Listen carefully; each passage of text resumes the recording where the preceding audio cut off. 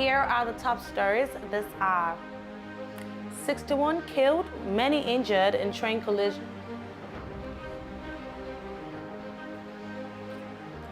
61 killed, many injured in train collision in India. Death toll rose to 48 in Hurricane Otis strike in Mexico. 45 coal miners dead in mine explosion in Kazakhstan. Welcome to the World News and VOP TV. I'm Kayla Abraham.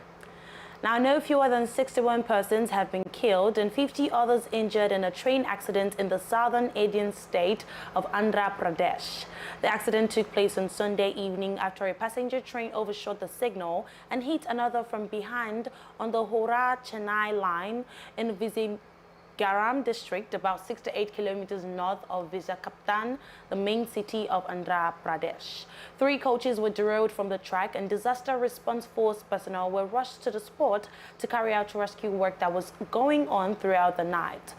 Biswajit Sahu, Chief Public Relations Officer of East Coast Railway, stated that 18 trains have been cancelled and 22 trains have been diverted because of the accident.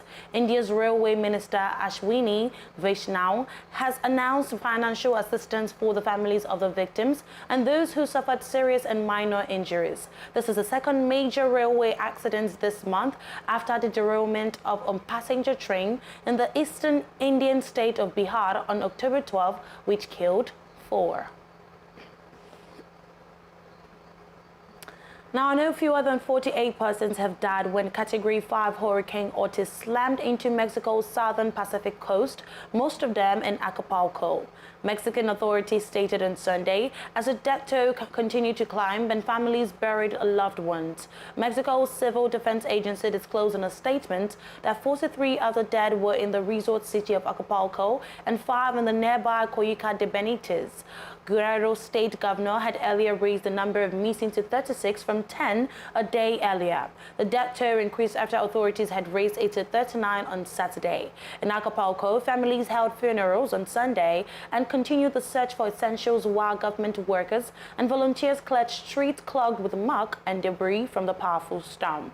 During a short time outside the morgue on Sunday morning, at least a half dozen families arrived, some looking for relatives, others identifying bodies, and still others giving statements to authorities. The somber convoys of hearses and relatives crossed much of battered Acapulco en route to the cemetery, passing ransacked stores, streets strewn with debris, and soldiers cutting away fallen trees.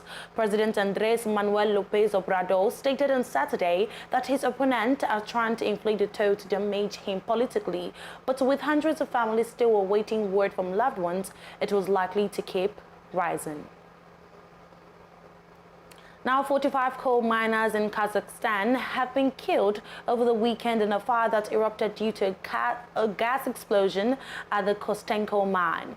This was according to authorities who said a search continues for one more missing miner. Mine operator mentioned in a statement on Saturday that 205 of 252 miners were evacuated from the mine in Kazakhstan's central region of Karaganda as a result of a fire that is believed to have been caused by a methane explosion. 7 bodies were initially retrieved from the mine and a rescue operation was launched to find the others. Since then, the death toll has incrementally climbed.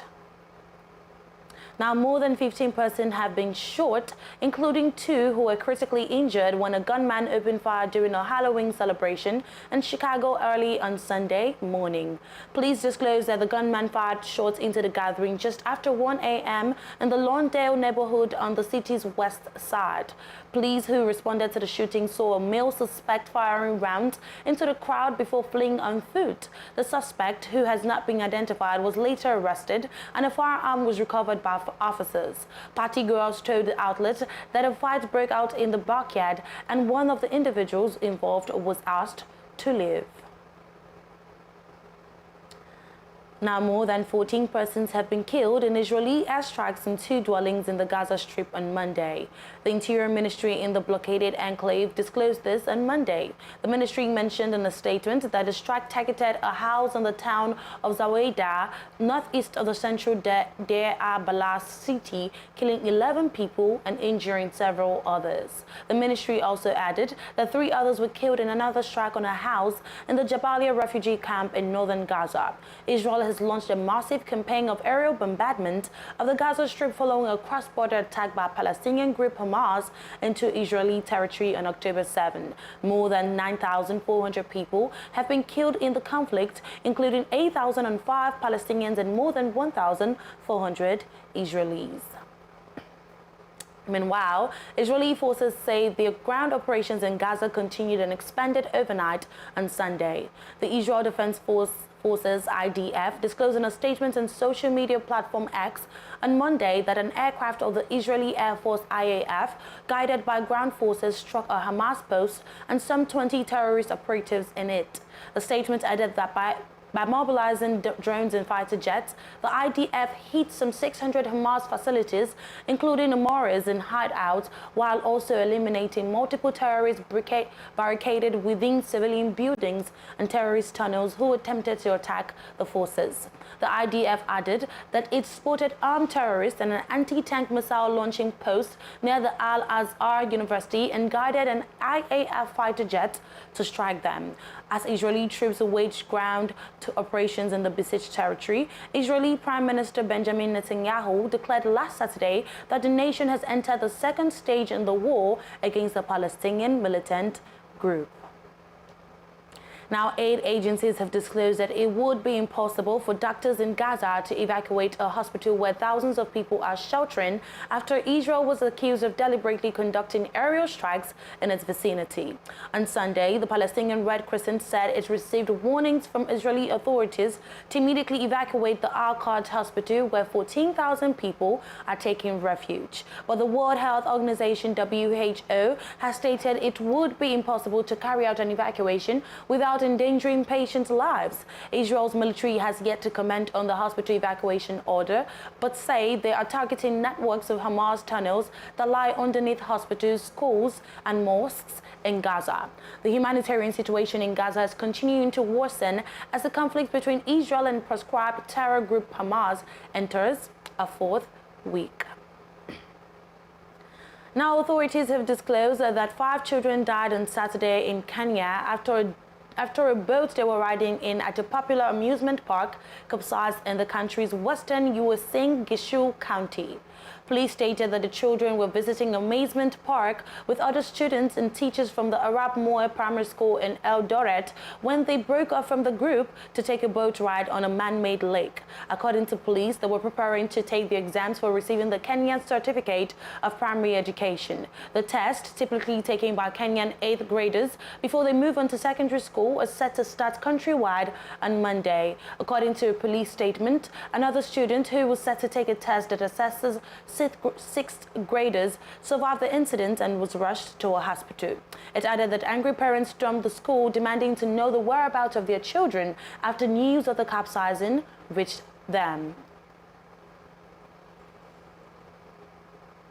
In the same vein, the Kenyan Human Rights Commission, which is a non-governmental organization, recently disclosed that King Charles III should apologize for abuses committed by Britain during the colonial era.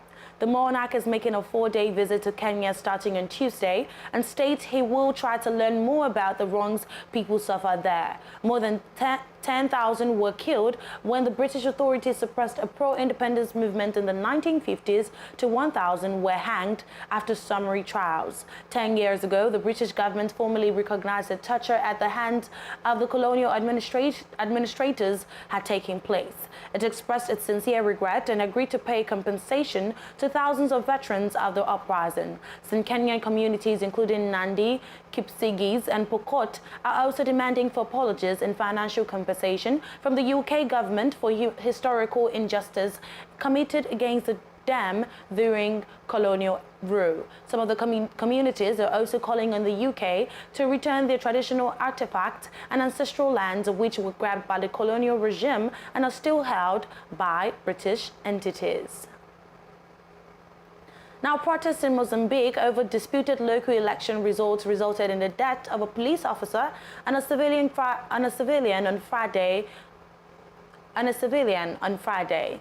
Police reported a total of 70 arrests in the 4 cities, but not any fatalities. The unrest followed Thursday's official validation of the election results, which gave the ruling Frelimo party victory in 64 out of 65 municipalities. A consortium of election observers had reported widespread ballot stuffing, voter intimidation, and falsification of results in favor of Frelimo in the October 11 elections. Demonstrators barricaded streets during the protests, which were concentrated in the Mozambique's capital Maputo and the northern city of Nampula and Nacala.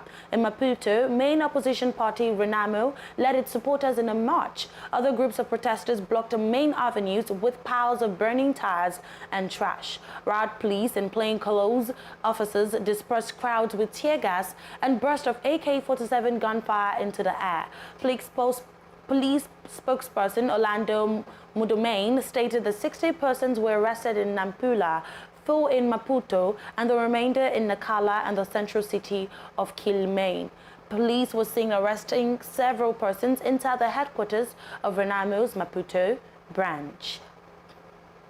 Now, the Palestinian ambassador to the UK has called on tech billionaire Elon Musk to assist in providing essential communication support to the beleaguered residents of Gaza. Husman Zomlot emphasized the critical role of communication during times of crisis, citing the harrowing experiences of his family and countless others during recent events in the region. He expressed his gratitude to Musk for his responsiveness, recounting a personal incident where his family was in dire need of communication. Zomlot appealed to Musk to coordinate with the United Nations and support internationally recognized aid organizations on the ground in Gaza. He also stated that evacuation of Al-Quds Hospital in Gaza would be a death sentence for the 400 patients in intensive care and the thousands of civilians who took refuge in it. Israel has heavily bombarded Gaza since October 7, when the Palestinian group Hamas carried out a cross-border attack. Now, Russia's aviation authority stated on Sunday that authorities in Russia's Dagestan region has temporarily closed its main airport due to unauthorized entry of individuals. Federal Air Transport Agency stated that due to the entry of unknown persons onto the tarmac of Makachalaka Airport, a decision was made to temporarily close the airport for servicing arriving and departing flights. Noting the measures are in effect until the situation normalizes, it added that law enforcement agencies are on site. Several hundred people gathered at the airport protesting the Israeli-Palestinian conflict. They broke into the airport's international terminal and landing area after the arrival of a regular flight from Tel Aviv and were looking for passengers from the flight. Videos circulating on social media showed a crowd of people assembled outside the airport holding Palestinian flags. Now, Chinese and Russian military chiefs have targeted the United States for criticism at a security forum in Beijing on Monday, even as China's second most senior military commander vowed to boost defense ties with Washington.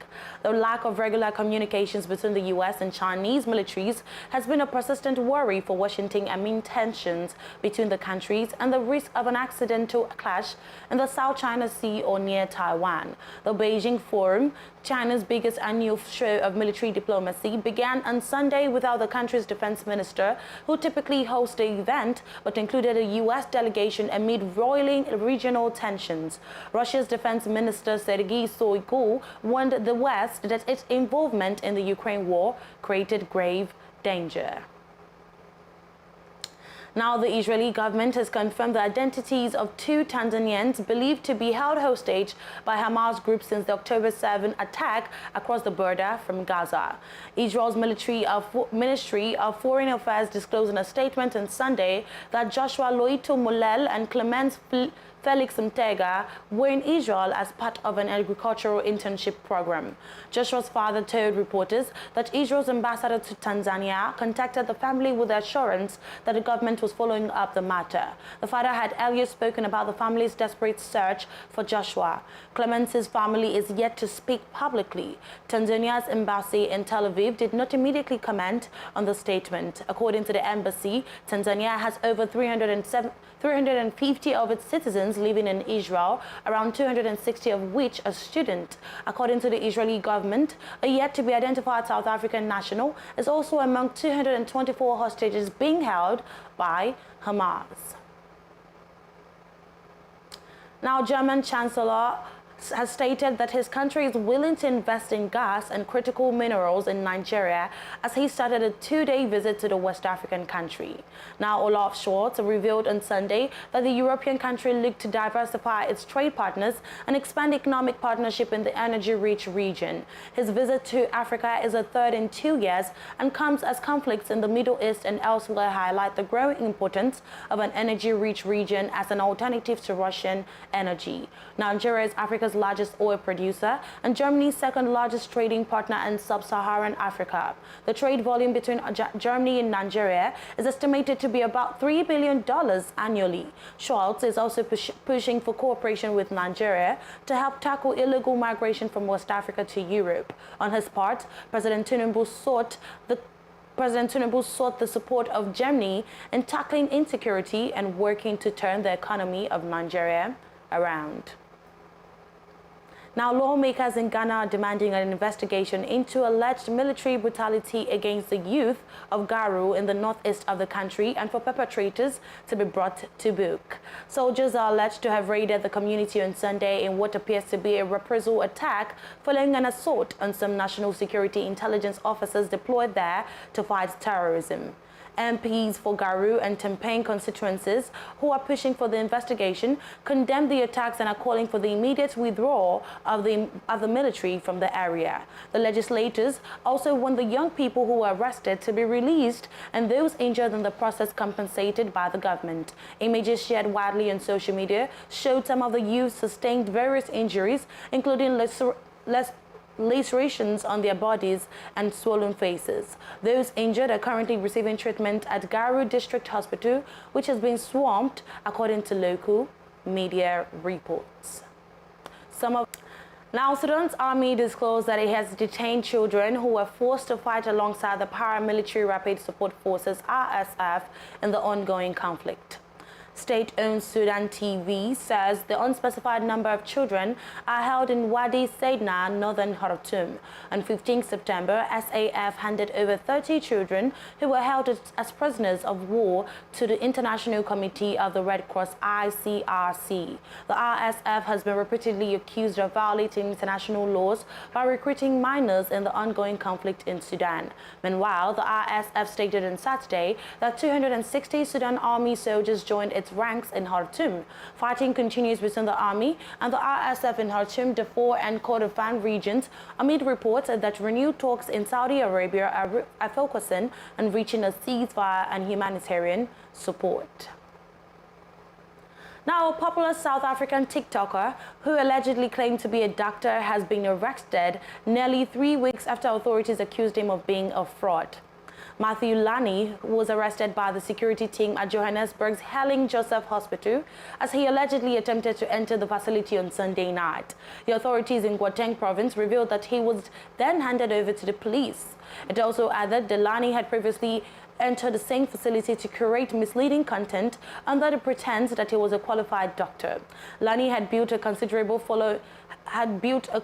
following on TikTok, where he posted medical content and sold his own brand of pills. He stated that he graduated as a doctor from the University of Witwatersrand, which the university has confirmed was not true. He also claimed that his real name was Dr. Sanele Zinglegwa and was exposed to have impersonated a medical intern at another facility. The Health Professions Council of South Africa disclosed that Lani was not a registered health practitioner. Meanwhile, the South African currency rand rose in early trade on Monday, the start of a data-heavy week that includes the government's mid-term budget statement. At the early hours on Monday, the rand traded at 18.79 against the dollar, about 0.4% stronger than its previous close. Meanwhile, the dollar edged down 0.08% against a basket of global currencies. South Africa's Finance Minister Enoch Godongwana will on Wednesday table in Parliament the medium-term budget policy statement MTBPS, which updates economic forecast, adjusts the budgets and makes emergency changes to spending.